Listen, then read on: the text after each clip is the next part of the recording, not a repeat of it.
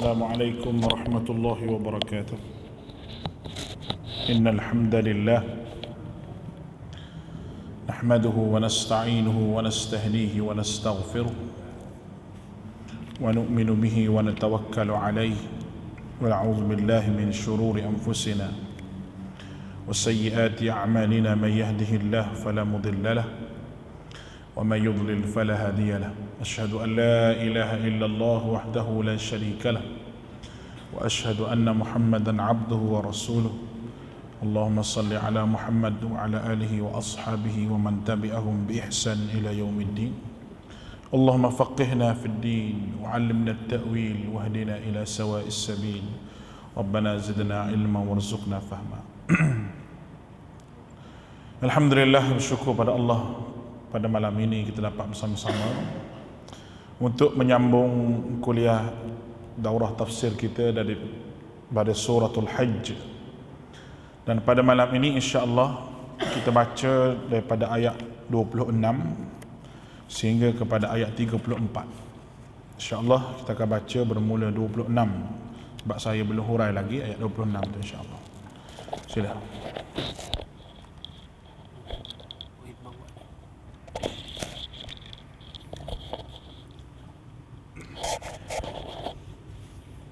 أعوذ بالله من الشيطان الرجيم.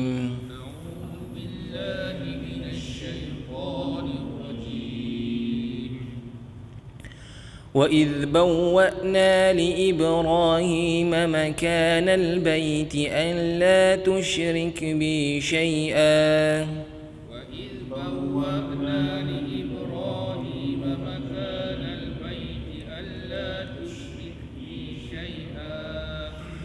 ألا تشرك بي شيئا وطهر بيتي للطائفين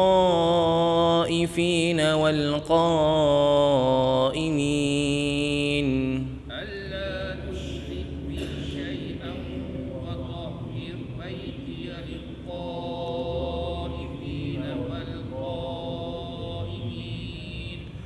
للطائفين والقائمين والركع السجود.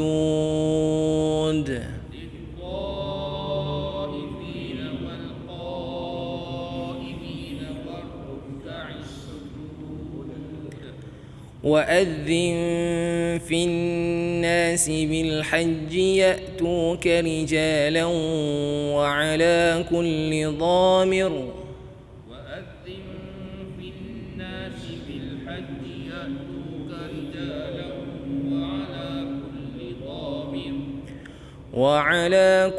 ضامر يأتين من كل فج عميق.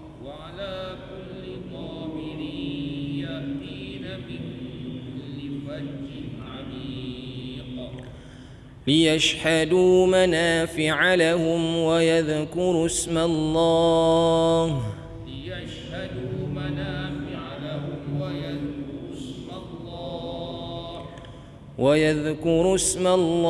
في أيام معلومات على ما رزقهم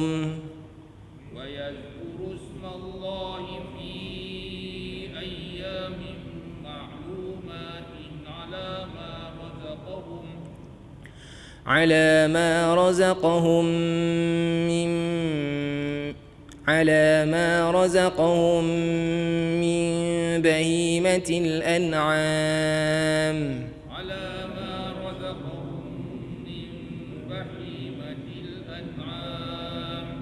فكلوا منها وأطعموا البائس الفقير.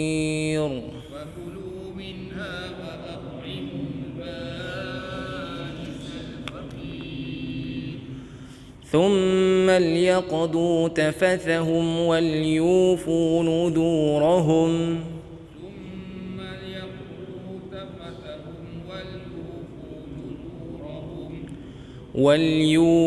نذورهم وليطوفوا بالبيت العتيق.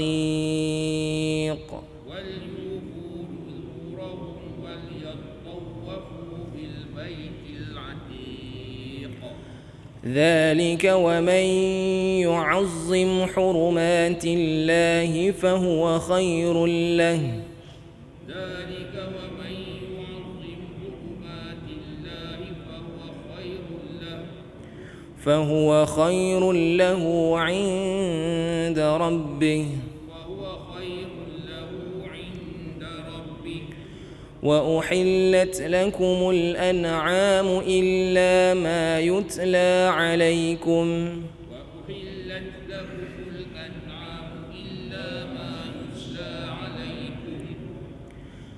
فاجتنبوا الرجس من الأوثان واجتنبوا قول الزور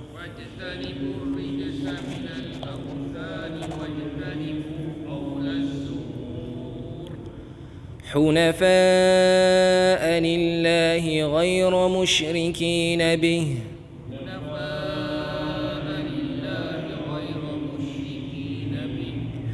ومن يشرك بالله فكأنما خر من السماء فتخطفه الطير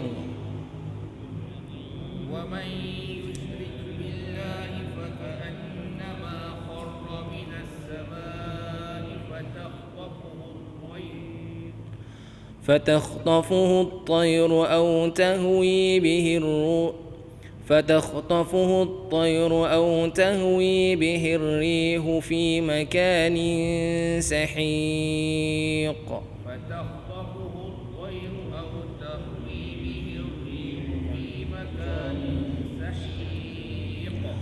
ذلك ومن يعظم شعائر الله فإنها من تقوى القلوب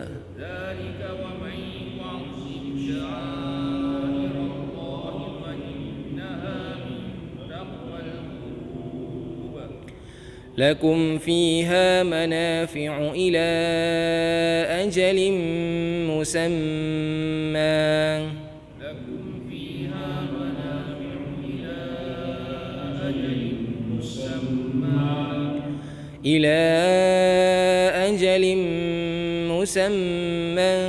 ثم محلها إلى البيت العتيق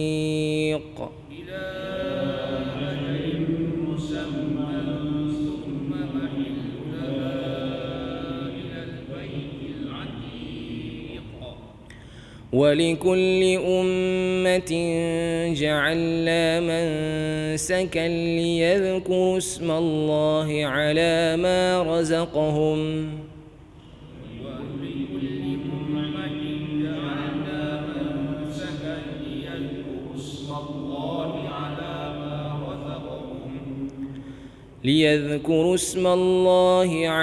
ما رزقهم من بهيمة الأنعام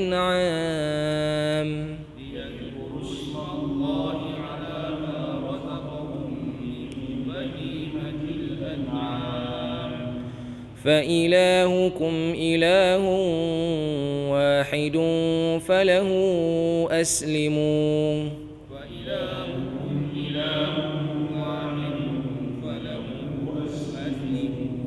وبشر المخبطين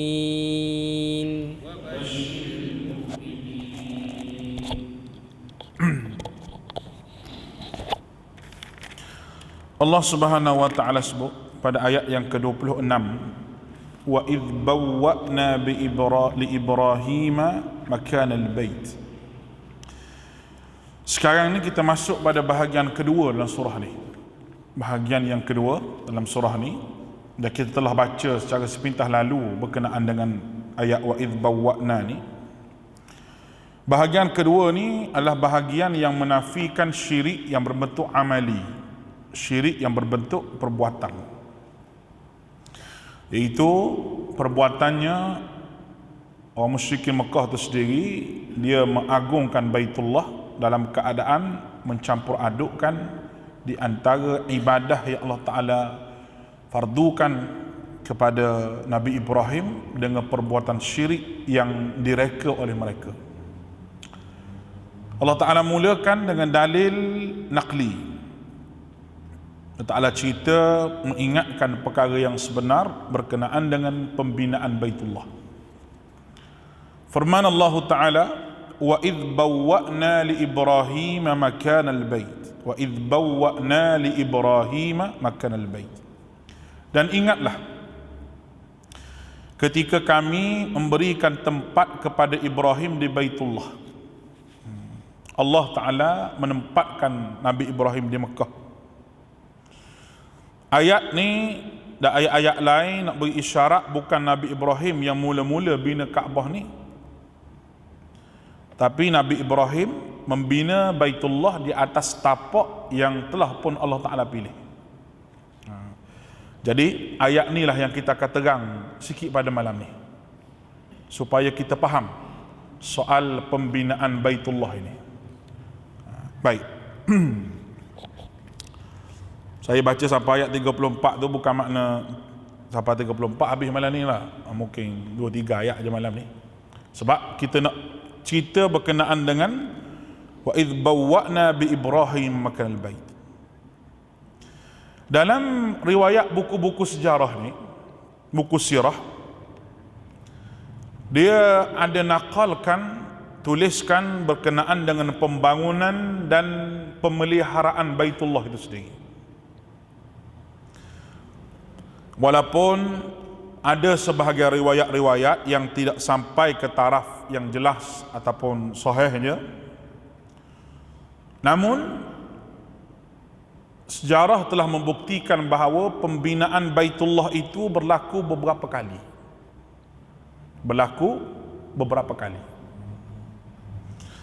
Kalau kita tengok daripada sini dalam sirah An-Nabawiyah,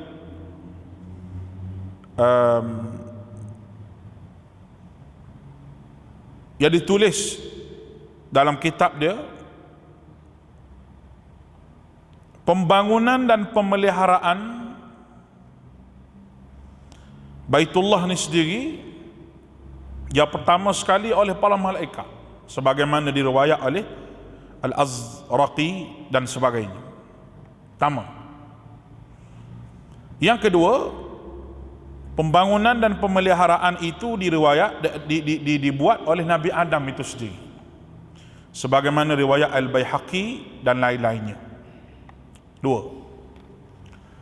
Yang ketiga, pembangunan dan pemeliharaan oleh anak-anak Nabi Adam, diriwayatkan oleh Al-Azraqi dan selainnya, dan juga daripada Wahb bin Munabbih dan Suhaili, yang membangunkan adalah Sais bin Adam, anak Nabi Adam. Tapi riwayat-riwayat itu semua bertaraf mauquf. Dan ini bertaraf tidak jelas benda itu sampai kepada Nabi SAW ataupun sampai kepada para sahabat sahaja. Dan ada sebahagiannya dimasukkan riwayat-riwayat Israiliyat. Riwayat Israiliyat. Cuma kita sebutlah kerana benda tu ada riwayat dia. Yang penting, pembangunan dan pemeliharaan Baitullah itu dibuat oleh Nabi Ibrahim dan anaknya Nabi Ismail, sebagaimana yang disebut oleh Allah Subhanahu wa taala dalam Al-Quranul Karim, disebut oleh Nabi SAW. Tapi Nabi Ismail dengan Nabi Ibrahim ni pertama kali membangunkan Kaabah, itu satu dataran tinggi dan menonjol, nak dibandingkan dengan sekitarnya. Maknanya Nabi Ibrahim nak tengok tempat tu, tempat lain kata di ruangan Baitullah tu dia macam ada bonggol sikit, dan malaikat tunjuk bahawa ini tempat yang dimuliakan sejak daripada zaman datangnya Nabi Ibrahim sampailah kanak cucu dia. Ibnu Katsir sebut, dia kata, apa yang telah kami rajihkan, iaitu apa yang telah pun kami buat keluar keputusan daripada cerita-cerita itu, telah kami ambil sebagai pendapat kami. Dia ambil sebagai pendapat dia, tidak bertentangan dengan riwayat yang mengatakan bahawa tidak ada seorang nabi pun kecuali telah berhaji ke Baitullah. Tidak ada seorang nabi pun kecuali mereka telah berhaji ke Baitullah, ini Kaabah. Riwayat tersebut dalam Abu Ya'la dalam musnadnya, sanadnya kepada Ibnu Abbas radhiyallahu an, hajj Rasulullah SAW, Rasulullah SAW telah keluar haji. Ini riwayat dia, sandaran yang Ibnu Katsir sebut, tidak ada seorang nabi pun kecuali mereka mengerjakan haji, maknanya mereka telah sampai di Baitullah. Dia buat mari riwayat, dia kata Rasulullah telah berhaji ketika sampai di Wadi Asfan. Masa Nabi, falamma atal Wadil Asfan, Wadil Asfan itu nama tempat. Beliau berkata, wahai Abu Bakar, apakah nama wadi ini, lembah ini? Wadi ini makna lembah. Perlis ni boleh kita sebut sebagai wadi sebab bukit keliling. Bukit itu ada tanah kata untuk tanaman padi, untuk apa, air pun mengalir. Itu jenis wadi. Nampak ni? Itu jenis wadi. Wadi ni tempat yang sungguh subur. Supaya tuan-tuan nampak lagi. Lagi orang kata, sebut perlis Wahabi tu. Pula dah bukan. Contoh lah. Contoh, wadi tempat yang subur. Maka Abu Bakar menjawab, ini Wadil Asfan. Dia kata, ini Wadil Asfan.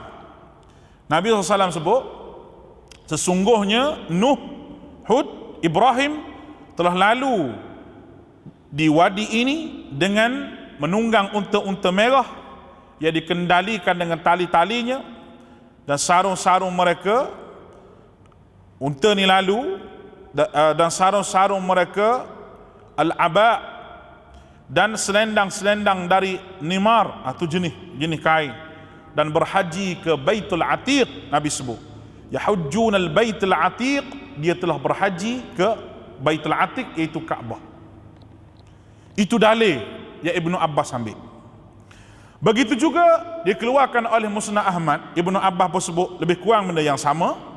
Bila sampai di Wadil Asfan, sesungguhnya Hud dan Saleh, Nabi sebut Hud dan Saleh. Tadi riwayat Nuh, Nuh dan juga Hud dan juga Ibrahim. Satu riwayat lagi, Hud dan Saleh telah lalu kepada wadi ini dengan naik unta-unta merah dan dengan selendang-selendang daripada nimar, dan mereka bertalbiyah dan berhaji menuju ke Baitullahil Atiq. Maknanya haji ini satu ibadah yang turun-temurun, dan ibadah Nabi-Nabi alaihi wassalatu wassalam ya Allah Ta'ala tetapkan kepada umat ini. Baik, maksudnya mereka berhaji ke sana dan tempat yang mereka tuju belum ada bangunan lagi, belum ada pembinaan lagi, tapi tempat tu ada dah. Boleh faham ni? Maknanya tidak ada orang lagi yang membina, tapi tempatnya lain daripada tempat lain. Kalau tempat lain tanah rata sikit, tempat tu adalah bonggolan. Itu yang kata malaikat tu yang bina, mengikut riwayat tu. Itu kata Ibnu Katsir. Baik, Nabi Ibrahim dibantu dengan anak Nabi Ismail mula membangunkan Kaabah. Selepas ayat ni, pembangunan Kaabah itu dengan membuat tinggi Kaabah 9 hasta. Pertama sekali 9 hasta, tinggi 9 hasta. Orang tanya pula hasta dia ke hasta kita tak tahu nak jawab lah tu. Nah, hasta Nabi Ibrahim itu besar mana, wallahu alam lah. Yang pentingnya hasta orang Arab, bukan hasta orang Melayu.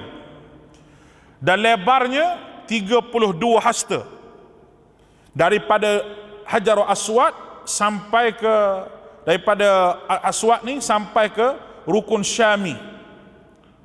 Hajar Aswad nak pergi ke apa, dekat dengan Hijr Ismail yang terdapat di sisinya Hijr Ismail. Dia Kaabah kan begini, Hajar Aswad duduk sini, Hijr Ismail duduk sini, dilengkung gitu lah. Dia panggil Rukun Syami. Sama tentang dengan Syami ni, Rukun Yamani dia panggil, Rukun Yamani. Jadi jarak di antara tu, kedua tu 32 hasta. Beliau melebarkan antara rukun Syami dengan rukun Gharbi. Syami dengan Gharbi, dia lebar begitu 22 hasta. 22 hasta. Maknanya tinggi 9, 32 kali dengan 22. Tapi daripada Gharbi ke rukun Yamani itu, daripada Gharbi sini nak pergi ke rukun Yamani di sini hanyalah 31 hasta. 31 hasta. Daripada rukun Yamani nak mari ke sini 20 hasta. Lain-lain ukuran dia. Dia tidak tepat sama dengan kita. Jadi terdapat pertanyaan lah, macam mana boleh tak sama? Macam mana boleh tak sama? Allah Ta'ala suruh Ibrahim bina dengan panduan daripada Allah Ta'ala. Semua ada sebab-sebab tu. Dengar orang tikar nombor ni, dia ambil ni 31, 22, 20. Dia ambil ke dia esok tikar kaya dia kata. Bukan kita nak suruh ambil nombor tu, tak penting. Cuma ini panduan yang diberi. Baik. Dan Nabi Ibrahim buat 2 pintu dengan ukuran yang sama. Satu pintu menghadap kepada timur dekat dengan Hajarul Aswad. Satu pintu lagi menghadap ke arah sana, iaitu rukun Yamani. Ada pintu Kaabah betul-betul tu. Lepas tu satu lagi pintu sebelah sana menghadap ke rukun Yamani. Dan dia buat lubang dalam Kaabah itu, iaitu sebelah kanan daripada pintu tu berfungsi sebagai tempat penyimpanan. Dia buat macam store dalam tu, dia buat sedikit ruang untuk menyimpan barang-barang kepunyaan Kaabah. Dan Kaabah pada ketika itu, Baitullah belum lagi diberikan atap. Mana tak ada atap lagi, pintu ada dah, tinggi 9 hasta. Baik, masa berlalu, apa yang dibuat Nabi Ibrahim itu, pembangunan khususnya oleh bangsa Amalik dan Jurhum, kabilah Jurhum, kabilah Arab Badui lah. Dia pun buatlah sebagaimana yang dinukilkan riwayat Abi Syaibah, Ishaq bin Rahuyah dan musnadnya Abdul Jarir, bahawa disahkan pada zaman Jurhum dulu Kaabah dibangunkan sekali ataupun 2 kali dengan sebab banjir dan menghancurkan dinding Kaabah. Dengan sebab banjir. Tapi bukan termasuk membina balik ni. Dia hancur sikit sahaja, lalu dia pun menyelesaikan apa yang hancur tu, dia baiki balik mengikut keadaan yang asal. Bukan buat baru. Dan tidak ada seorang pun daripada Arab musyrikin Mekah baik belum pada tu nak buat pandai-pandai untuk membina Kaabah ni, tidak ada. Mereka semua takut. Dia kira ni khazanah-khazanah yang ditinggalkan oleh datuk nenek dia dan sangat karamah. Dan memang Kaabah tu berkat, karamah. Mereka tak berani. Mereka tak berani nak buat macam-macam. Hatta masa musyrikin Mekah ni, simpan barang dalam Kaabah, kepunyaan Baitullah. Kaki-kaki musyrikin Mekah jahat-jahat ni nak ambil bawa balik ke rumah pun tak berani barang-barang. Nampak kan ni? Kita barang-barang masjid ni elok-elok je ada di rumah kita. Kalau Abu Jahal hidup, saya rasa ngiling kepala dia. Sebab dia pun tak ambil barang-barang masjid. Hak lebih teruk lagi puak kita ni, kalau buat makan di masjid, kalau nak bungkus buat balik, orang masjid tak cukup makan. Dia gaduh lah, sibuk-sibuk nak buat balik lah makanan. Hak masjid tu sendiri pun tak cukup makan. Kalau lebih makanan, nak buat balik lain lah. Dah ada lebih. Ni dia bungkus siap-siap dulu. Orang masjid kan makan, tak cukup makan. Rumah dia buat balik. Ni bukan daripada sunnah Nabi SAW. Kita mengaji sunnah tak boleh buat begitu. Bukan sunnah Nabi. Orang jamu di masjid, makan di masjid. Kalau ada, orang bagi buat balik. Kalau lebih, buat balik. Jangan kita dulu ambil buat balik, jangan. Itu bukan perangai sunnah Nabi. Begitu. Jadi segala harta kepunyaan Baitullah, dia tak boleh buat balik. Itu zaman Jurhum. Dan pembangunan zaman Qusay bin Kilab. Ini keturunan Nabi semua ni, anak buah Nabi Ismail juga begitu. Dan dia mengumpulkan harta yang melimpah, dan dia buat Baitullah tu menjadi 9 hasta sebagaimana zaman Nabi Ibrahim, dan dia buat atap daripada pohon kayu, jerami, pelepah tamar, semua buat atap. Ni semua kesan daripada runtuhnya Kaabah tu, maka dia buat baru. Yang ketujuhnya, yang seterusnya, pembangunan oleh bangsa Quraisy. Mengikut ahli sejarah, pembangunan ini pada saat usia Nabi SAW 35 tahun. Mana 5 tahun lagi Nabi nak lantik jadi Nabi. Nabi SAW ikut serta dalam pembangunan Kaabah ini, kerana Kaabah ini runtuh, dihanyutkan separuhnya oleh air di bahagian Hajarul Aswad. Maka Nabi SAW menjadi hakim dalam memutuskan siapa yang nak meletakkan di Hajarul Aswad tu. Sebab tu timbul cerita Nabi ambil kain dia, Nabi letak Hajarul Aswad di tengah-tengah itu. Dan Hajarul Aswad bukan sebagai mana yang kita tengok hari ni. Kita tengok hari ni dia buat siap dah, nah. Dia batu Hajarul Aswad ni, dalam tu dia hitam 2-3 biji itu je. Yang pernah diambil batu tersebut oleh penceroboh Kaabah dulu kan, tu cerita panjang lah tu, sejarah tu, dan dipulangkan balik batu tersebut kepada tempatnya. Dicuri batu tersebut, ada 2-3 batu hitam, 2-3 biji dalam tu, jadi dia pelekat begitu je lah. Asalnya dia tidak kata macam batu besar macam kita nampak sekarang ni, tidak. Itu telah Allah diubah supaya memudahkan urusan. Memudahkan urusan. Tak tahulah, takut ada pameran Malaysia ni Hajarul Aswad. Tak tahulah. Sebab apabila ramai report polis hari ni dibuat oleh NGO apa berkenaan dengan pemalsuan hari ni, di media pun ada sebut. Cuma saya nak sebut satu je. Ada lagi orang nak jawab. Dia kata tak apalah, palsu-palsu pun dia kata asal ingat ke Nabi. Tu dia. Allah. Dia kalau penyakit ni payah, penyakit ni lah. Penyalah banyak-banyak penyakit ni, penyakit bodoh lah paling payah sekali. Nak berubat penyakit bodoh ni. Orang masuk hatu senang nak berubat, baca ruqyah larilah hatu. Kecil manis pun ada ubat dia. Gauk pun ada ubat, tanya bermak dia ada ubat gauk. Macam-macam ada ubat semua. Penyakit bodoh ni payah nak ubat ni. Sebab dia melekat sungguh-sungguh. Nak suruh jadi cerdik tu dia kena mengaji, baru hilang penyakit bodoh tu. Allahu Akbar. Jadi kesian ke dia. Kesian. Jadi Nabi SAW ambil batu tu letak. Cumanya keistimewaan bangunan yang Quraisy buat ni, lepas lama bina, Quraisy membangunkan Kaabah sama dengan bangunan Nabi Ibrahim. Cuma dia kurang sikit. Dia mengurangi lebar Kaabah 6,5 hasta daripada arah Hijri Ismail sebagaimana sekarang, dan menambah ketinggian sebagaimana 18 hasta.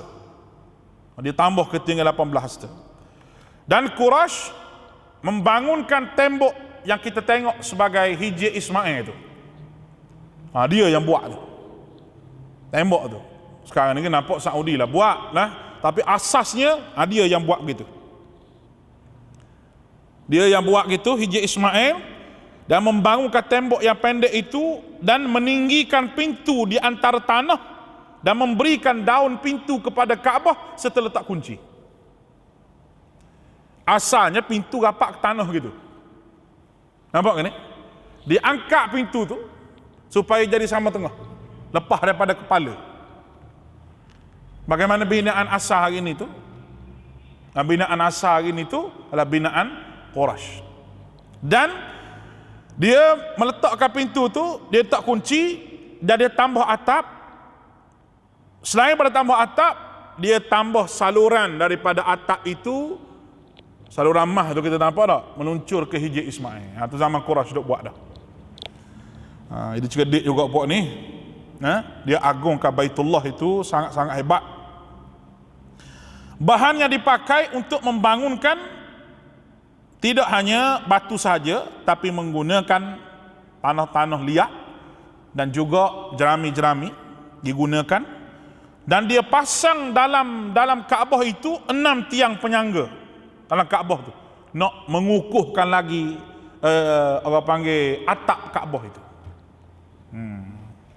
Dan dia menghiasi atap Kaabah tu, dan tembok-temboknya dengan pokok tamar dan sebagainya, dan dia letak zaman musyrikin Mekah ni letak gambar-gambar lah, letak apalah dalam tu, macam-macam lah, sehingga Fathul Makkah, pembukaan kota Mekah, Nabi hancurkan, Nabi ambil gambar-gambar tu semua, Nabi buang, dan semua itu dihapuskan, termasuklah dia lukis gambar-gambar malaikat apa semua tu, dia letak dalam Kaabah Nabi, semua ambil kosong. Yang ada dalam Kaabah sekarang hanyalah lampu-lampu lama yang dikatakan zaman-zaman dulu, termasuk lampu-lampu hadiah daripada Utsmaniyah, lampu-lampu hadiah daripada raja-raja dulu, semua letak digantung dalam Kaabah tu, ada lampu sampai ke hari ini.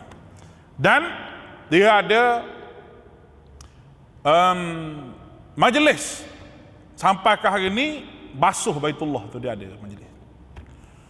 Dia ada majlis. Biasanya raja dia lah tawaf dulu, dia akan basuh dalam Kaabah itu. Dan mana-mana pemimpin negara dibenarkan boleh masuk dalam Baitullah. Boleh masuk dalam Baitullah. Kita boleh masuk juga dalam Baitullah. Kita semayang di Hijr Ismail tu macam kita semayang dalam Baitullah. Ke Hijr Ismail dia begitu tak? Kita semayang dalam tu kawasan Baitullah lagi tu. Asalnya dia begitu. Cuma tembok tu dibuat pada zaman Quraisy ni, dibuat begitu. Sebab tu kalau kita tawaf, kita shortcut kat Hijr Ismail tu, tidak sah tawaf kita. Batal. Kerana dalam tu masih lagi Kaabah. Jadi kita berebut semayang di situ, kita semayang di situ, alhamdulillah. Ada peluang, masing-masing ada peluang untuk masuk dalam Baitullah, ke kawasan Baitullah. Cuma nak masuk betul-betul tu tak boleh lah, kena tani pilihan raya lah jadi menteri. Baru boleh minta ke Saudi nak masuk. Baik. Dalam Hijr Ismail, alhamdulillah. Ramai orang dapat semayang di Hijr Ismail. Itu tempat mustajab doa, terutamanya di saluran. Di pintu Kaabah tu, ni pintu, dia ada di situ batu warna coklat tepi pintu tu. Batu warna coklat 2-3. Itulah tempat Jibril ajar Nabi solat.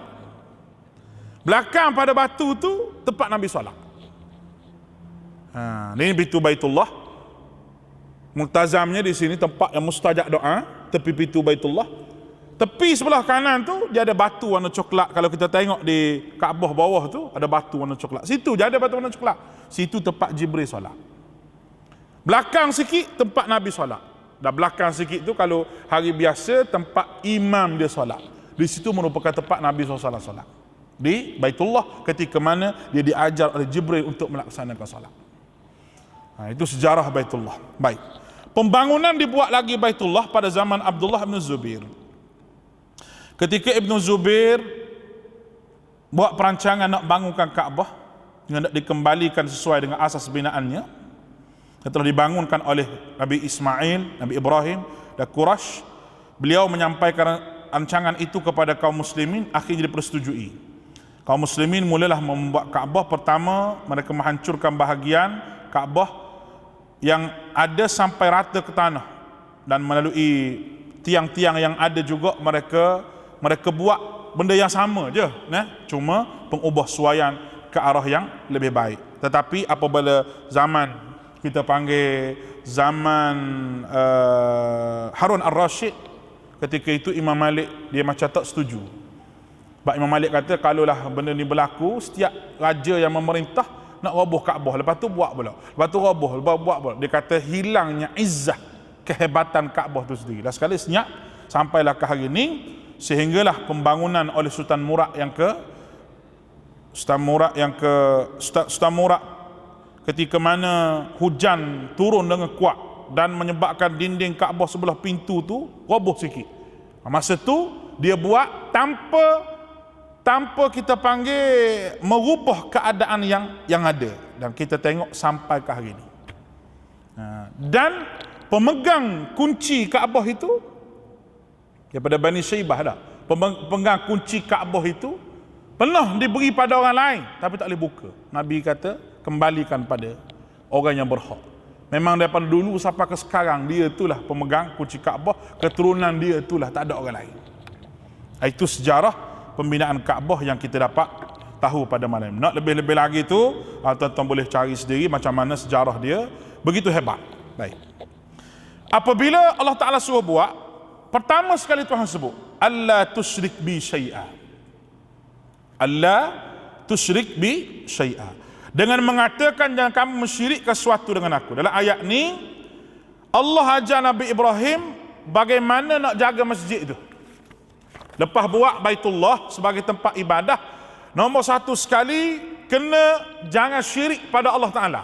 Bermakna benda yang boleh mendatangkan syirik dan karut marut, jangan sekali-kali diajar dalam masjid.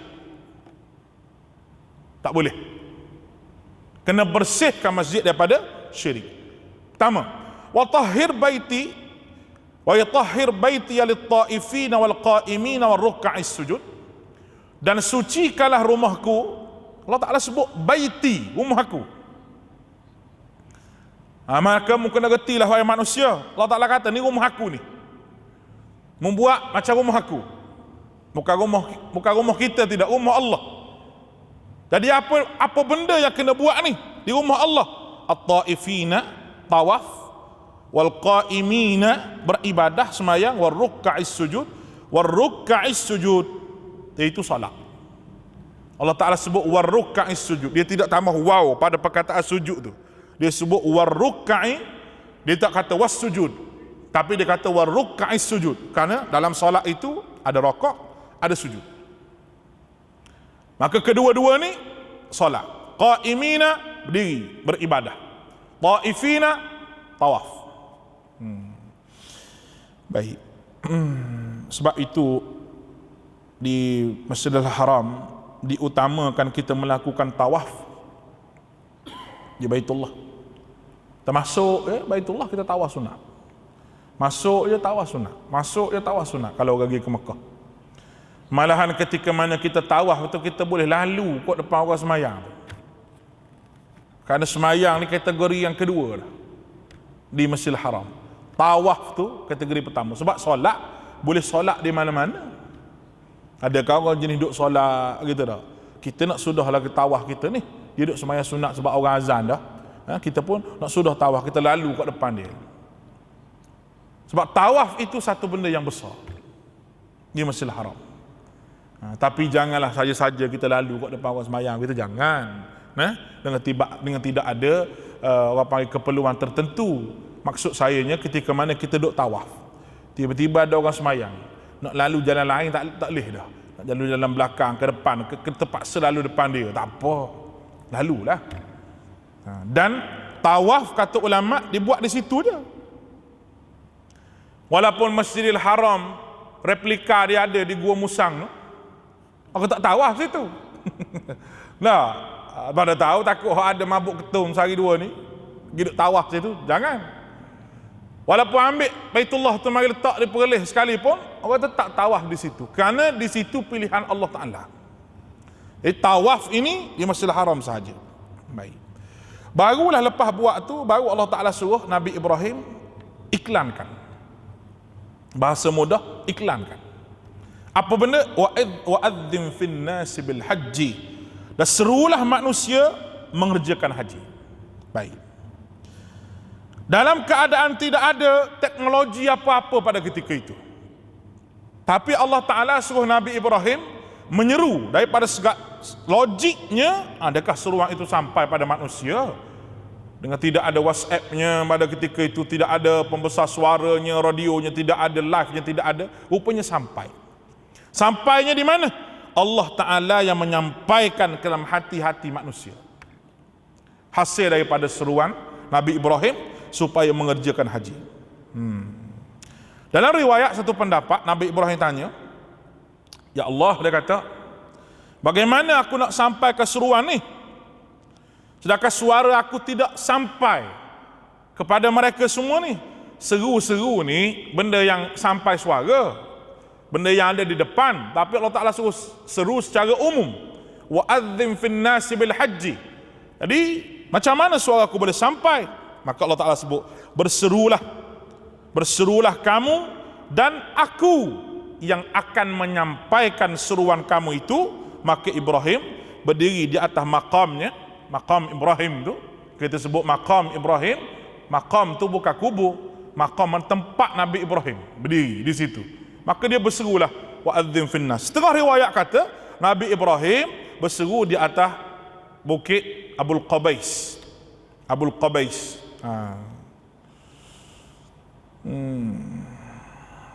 Dia bukit Safa Marwah. Abul Qabais di sebelah mana? Nanti saya cek balik. Bukit Abul Qabais. Tak silap saya di atas dekat dengan apa ni orang panggil istana tu. Abul Qabais. Sebelah depan. Ada kata riwayat Nabi Ibrahim duduk situ seru. Baik. Oleh kerana itu, seruan yang pertama sekali seruan mengerjakan haji.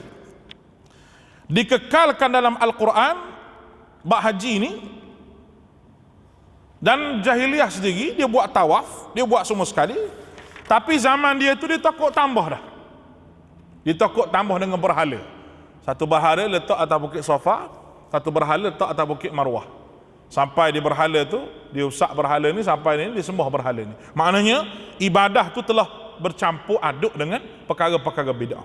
Ya'tu karijalan, serta mereka akan datang kepadamu berjalan kaki. Allah Ta'ala beritahu bagusnya ibadah haji ni, manusia macam-macam mana pun susah dia akan berjalan, dia akan pergi walaupun dengan berjalan kaki.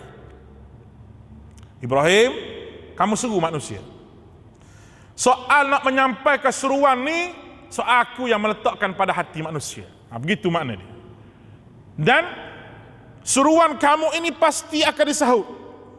Ya'tu karijalan, walaupun orang terpaksa berjalan kaki mari di Baitullah ni, orang akan mari bermakna dengan bersusah payah. Ataupun wa ala kulli dhamir, ataupun menaiki unta yang kurus. Ya'tina min kulli fajjin amiq, yang datang daripada segenap penjuru. Bukan naik unta kurus. Kurus tu daripada awal. Unta tu asalnya gemuk. Kurus kerana terlalu jauh perjalanan dan payahnya perjalanan. Tapi wahai Ibrahim, hasil daripada kamu seru, orang akan mari kerana aku yang meletakkan hati orang. Allahu Akbar. Sebab tu orang pergi ke Mekah ni, orang yang dapat seruan Nabi Ibrahim AS. Buat haji di Mekah, orang yang dapat seruan Nabi Ibrahim AS. Awak umrah ni orang juga dapat seruan Nabi Ibrahim AS. Jadi kita kena usahalah macam-macam mana pun. Dan memang pergi ke Mekah ni orang usaha sungguh. Orang usaha. Ada tanah orang sanggup jual tanah, ada bendang sanggup jual bendang, semualah susah payah. Lepas tu nak masuk lagi payah sekarang ni pun lagi susah ni. Ini dia baru buka Indonesia buat umrah, baru Indonesia boleh masuk jemaah Indonesia. Tapi katanya 3 hari kena duduk dalam hotel, 3 hari kena duduk situ baru boleh keluar. Nak pergi gila solat apa ni orang panggil, solat di Masjidil Haram tu pun ada nombor dia, ada giliran dia. I'timaruna dia punya app tu, dia punya app dia dalam ni macam My Sejahtera tu lah. Dia ada giliran dah. Dia ada giliran, dia kena scan situ, scan sini apa, susah. Dan harga kos umrah juga meningkat. Ya Allah, minta Allah Ta'ala angkatlah wabak dan bala ini. Habis sakit kepala belaka, hak buat travel umrah bersakit kepala, ada hak travel umrah sekarang ni jadi syarikat kambing pun ada. Hak travel umrah jadi syarikat jual tak nenah pun ada, macam-macam. Nak pusing modal tu, ada hak modal berjuta-juta duduk di hotel. Arab kata tak apa duit ni kita tak bagi balik, cuma kalau buat umrah lagi dia akan ambil duit ni je. Ada hak baik-baik gitulah. Kalau hak tak baik tu dia kira khalas, habis gitu je. Kalau 1,000, 2,000 tak apa tuan-tuan, juta-juta ni sakit kepala. Ni ujian Tuhan bagi, hasil daripada apa yang kita sebut sebagai apa ni COVID-19 ini. Baik. Wa ala kulli dhamirin, dan mengerai unta yang kurus, ya'tina min kulli fajjin amiq, kerana terlalu jauh perjalanannya. Untuk apa mari berjalan jauh ni? Liyashhadu manafi'a lahum wa yadhkuru ismallah. Allah Ta'ala sebut tujuan.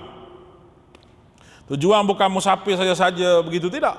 Tapi liyashhadu manafi'a lahum, supaya menyaksikan berbagai manfaat bagi manusia. Ini dia. Menyaksikan itu bermaksud datang dengan mengerjakan haji, manusia akan dapat banyak peluang.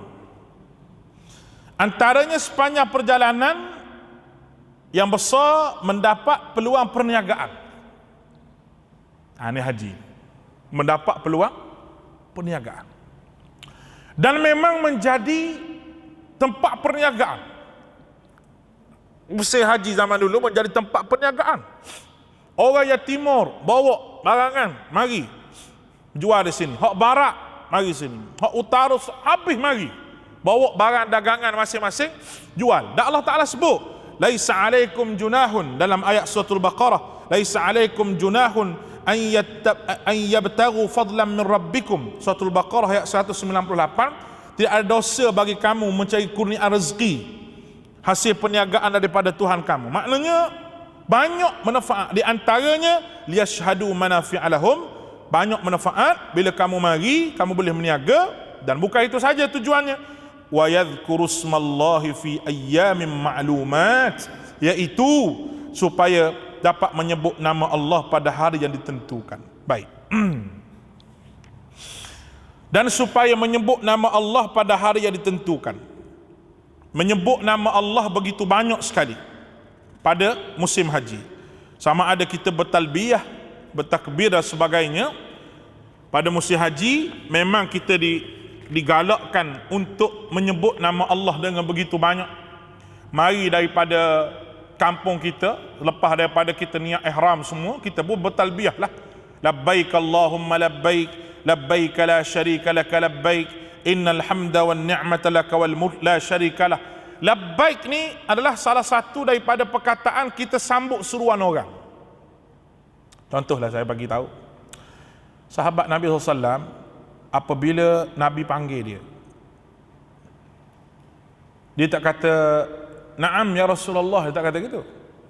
Contoh Nabi kata, contohlah Nabi, ya Abu Bakar, mari.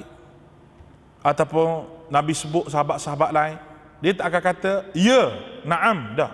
Dia kata labbaika ya Rasulullah. Dia kata, aku menyambut seruanmu Rasulullah.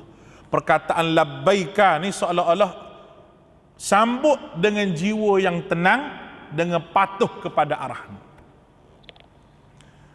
Jadi seruan apa yang kita sambut sehingga kita kata labbaik Allahumma labbaik, labbaik la syarika laka labbaik, innal hamda wan ni'mata laka wal mulk la syarika lah. Seruan apa? Seruan yang diseru pada ayat tadi, wa'adzim fin nasi bil hajji ya'tuka rijalan. Itu yang diseru oleh Nabi Ibrahim alaihissalam. Baik. 10 hari ini pada bulan Zulhijjah tu adalah hari yang mempunyai keutamaan yang besar, sehinggalah kemuncaknya pada 9 Zulhijjah.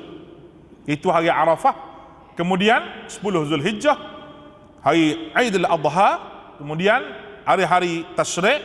Semua itu Allah Ta'ala sebut ala ma razaqahum min bahimatil an'am, atas rezeki yang Allah Ta'ala berikan berupa binatang ternakan. Maka kena menyebut nama Allah dengan menyembelih binatang ternakan. Kita panggil ibadah korban.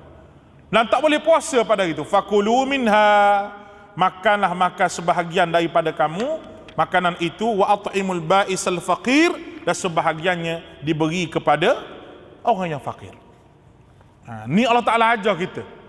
Bermakna Islam ni, apabila kita bergembira dengan haji, bergembira. Haji ni satu benda yang bergembira, kerana gembira dengan rahmat Allah Subhanahu wa Ta'ala, gembira dengan kasih sayang Allah Subhanahu wa Ta'ala, sehingga kita sanggup tinggal kampung kita, naik, kalau zaman dulu disebutlah ayat ini, menaiki unta yang kurus, kerana jauh perjalanan, tak mungkin unta tu mati tengah jalan. Kita pula naik kapal terbang, lama, begitu lama duduk dalam kapal terbang, nak masuk punya main susah lagi, nak pergi situ, pergi sini, dengan tandahnya kena beratur, semua itu kesengsaraan. Tapi kesengsaraan itu kita tempuh dengan tenang, sebab kita nak jadi hamba Allah Ta'ala, sebab nak dapat ibadah haji. Kalau nak VIP semua, VIP pun susah juga, betul. Ada kemah VIP tu, mari lori air arak tu pun diparking depan kemah tu. Awak tak tahu, arak tu dia pergi minum chai bawah lori dia tu. Jadi kita pergi, weh, kata alih ni. Lori mu VIP, dia tak tahu. Dia kata VIP, aku nak letak air, dia kata. Dia tunggu kawan dia tu buat mari pipe air tu. Berjam pula situ. Arak ni dia kata 5 minit dia tu sejam. tunjuk minum. Ya kawan ni nak pergi melontar. Tanya, ustaz nak pergi kat mana? Nak pergi jauh tu. Pusing lari ni. Kawan kata tu masuk ke bawah lari. Tan Sri, Datuk pakat duk berjujuk masuk ke bawah lori. Mungkin duk di Malaysia ni nak masuk bawah lori Tan Sri dak lah. Tapi di Mekah jadi. Jadi benda tu. Kenapa? Kerana ini Allah Taala tunjuk kamu sama semua. Tak kira Tan Sri kamu Datuk ke duk kemah VIP ke, duk kemah mana pun. Allah kemah VIP tilam tebal sikit je daripada kemah biasa. Tilam tebal sikit tu je. Adalah tebal 5 inci lebih pada orang lain. Tapi kemudahan-kemudahan lain sesak juga. Nak pergi tanah pun sesak juga. Itu semua pengorbanan. Orang kita nak pergi dengan mudah. Seolah-olah macam kita ni VIP, ada sana ada orang jaga tanah untuk kita seorang. Allah, macam mana kita nak dapat haji yang mabrur? Lagi susah kita buat tu, lagi payah kita nak dapat haji mabrur. Payah nak dapat haji mabrur, lagi susah. Kita kena berterak dengan batunya. Lagi sabar, lagi mabrur haji kita. Boleh faham tu? InsyaAllah kita sambung pada esok ayat yang ke-29. Dan esok sebelum daripada saya sebut ayat 29 tu, kita nak sebut hikmah haji dulu. Hikmah daripada haji dulu. Barulah kita sambung ayat 29 ni insyaAllah. Jadi perbahasan kita panjang sikit. Wallahu a'lam. Subhanakallah bihamdika. Asyhadu an la ilaha illa anta astaghfiruka wa natubu ilaik. Aqulu qawli hadha wa astaghfirullahal azim li wa lakum wa ufawwidu amri ila Allah innallaha basirun bil ibad. Assalamu alaikum warahmatullahi wabarakatuh.